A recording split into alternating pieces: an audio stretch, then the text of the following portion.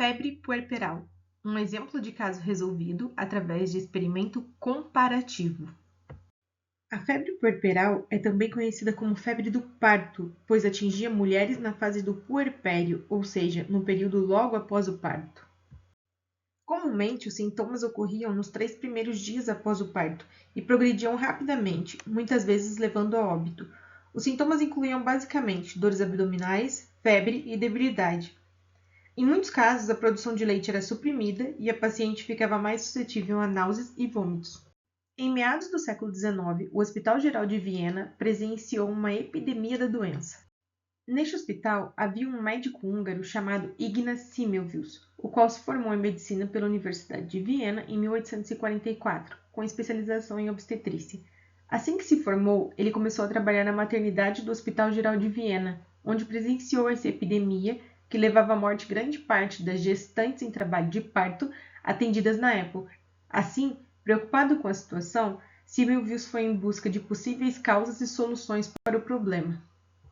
Observando a situação, ele percebeu que os partos realizados por professores e estudantes de medicina resultavam em um maior número de casos da doença do que os partos realizados por enfermeiras e parteiras.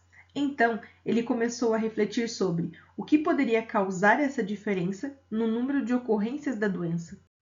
Na época, as enfermeiras costumavam manter as grávidas de lado no momento do parto, enquanto os médicos as mantinham de costas. Assim, uma das hipóteses de Semmelweis foi que a posição na hora do parto poderia afetar as chances de ocorrência da febre puerperal.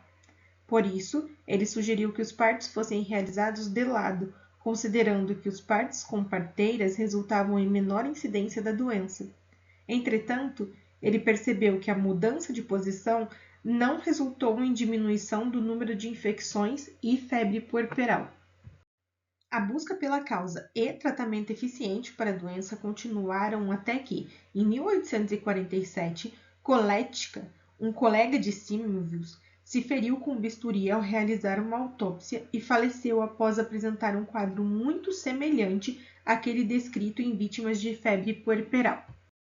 Considerando que o treinamento dos estudantes no Hospital Geral de Viena envolvia uma intensa prática de dissecção de cadáveres e que frequentemente os estudantes terminavam essa atividade e já iam atender as gestantes em trabalho de parto, lavando brevemente as mãos e sem muitos cuidados, Semmelweis hipotetizou que a causa da doença poderia ser a mesma nas duas situações, ou seja, no caso de Koletzka, o corte na pele causado pelo bisturi utilizado no processo de secção dos cadáveres permitiu a entrada de material contaminado na corrente sanguínea de seu colega.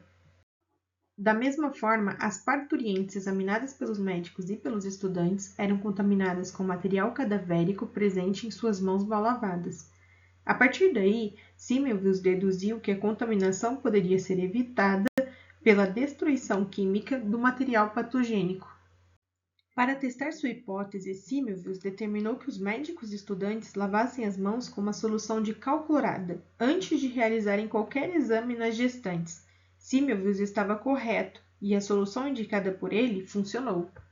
Logo, o resultado de seu estudo gerou um decréscimo no índice de mortalidade pela febre puerpéria. A partir de 1847, podemos perceber que, com a higienização correta das mãos, houve esse decréscimo na porcentagem de pacientes que apresentava a doença. Observação importante: o número de pacientes que eram atendidas por parteiras e desenvolviam a doença era baixo, mesmo porque as parteiras não desempenhavam atividades que envolvessem dissecção de cadáveres. Ainda assim, a higienização correta das mãos veio a contribuir também nesse tipo de atendimento. Se gostou, acompanhe o canal para ver mais histórias como essa.